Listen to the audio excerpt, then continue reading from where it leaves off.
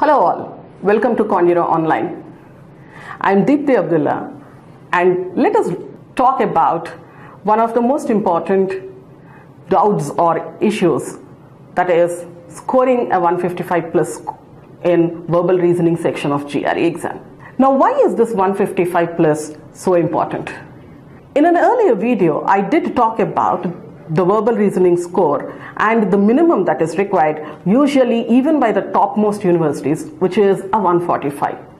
Then why do we even need to think of 155 plus? Yes, the obvious answer is that it will help you maximize the overall GRE score, but that's not it. The reason why the verbal reasoning score is important is because the universities look at it from a different perspective. The universities consider the verbal reasoning score to see if they can offer you a research assistantship or a teaching assistantship or a scholarship for all that matters. So when you decide upon a university, you are not just looking for a mere admission, you're also fighting for the assistantships or the scholarships, and that is where the verbal reasoning score matters. Of course, a higher verbal reasoning score ensures that your visa processing is that much simpler. Now, how do we ensure that we get to that 155 plus? Give and take, it needs you to be able to conquer at least 12 to 15 questions in each of the verbal reasoning sections. How do we then ensure that we are able to answer those 12 to 15 questions correctly?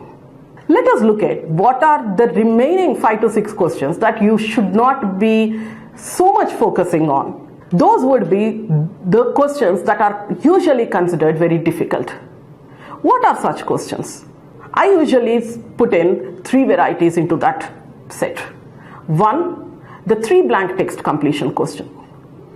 It's considered difficult, one, because there is a lot more text to read, but it also requires you to be a little more logically strong to connect the pieces because there is a lot more missing information.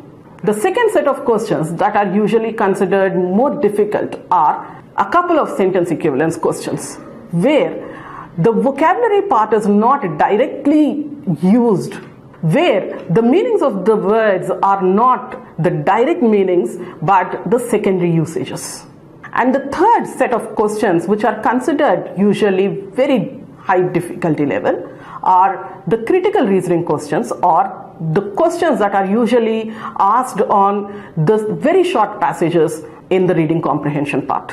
Now, if you keep these varieties of questions aside, the ones you should definitely be able to conquer are the 1 and 2 blank text completion questions, the easier set of the sentence equivalence questions, and the longer and the shorter passages or the reading comprehension questions that are not the critical reasoning questions.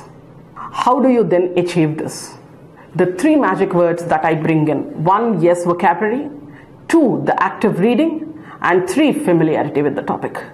When I say vocabulary doesn't just mean that you are looking at the shortcuts of conquering only the top 100 words which are important for the GRE. Then you are not looking at 155 plus. If you say, let me only look at APS RTC, definitely that is not the way to conquer that 155 plus. So when you are improving your vocabulary, don't go by the shortcuts alone, saying that I would look at only what is the bare minimum required.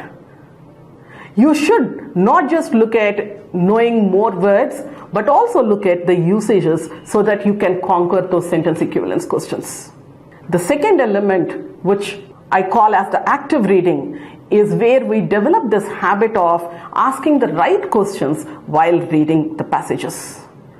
And the right questions are the logically driven questions, so that your ability to understand the passage improves, and also your ability to answer those questions quickly will improve.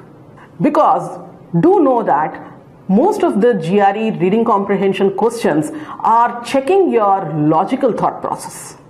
The third element is the familiarity with the topic. Why is this important? Do understand that you should be reading longer passages in a shorter period of time. And one of the issues that most of the students face is the inability to read fast. How do you improve your reading speeds? It is also by being familiar with as many different topics as possible.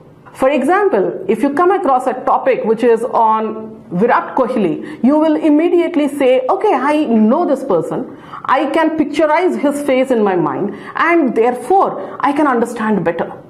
But if I give you a topic on Chetri, I wonder how many of you would be immediately recognize this name and also say that, okay, I know this person and I can visualize. If I give you a topic on, let us say, Romeo and Juliet, maybe most of you would be familiar with it. But if I give you a topic on Ophelia, now suddenly you don't know what I'm talking about. So one of the parameters that will help you read fast is to know a little bit about great many things. But not everything under the sun. That is not required for the GRE exam. So look at what are the topics that are usually asked, or what are the subjects that usually are given in the GRE reading comprehension passages, and develop a familiarity on those. A few topics are American history, issues like racism or feminism, topics like arts, literature. Also subjects like geology or zoology. If you're not coming from a science background, do get a familiarity on such topics. If you are putting in a little effort every day, believe me, by the time you are in front of the test, you would be developing a tremendous speed of reading. All the best. Thank you.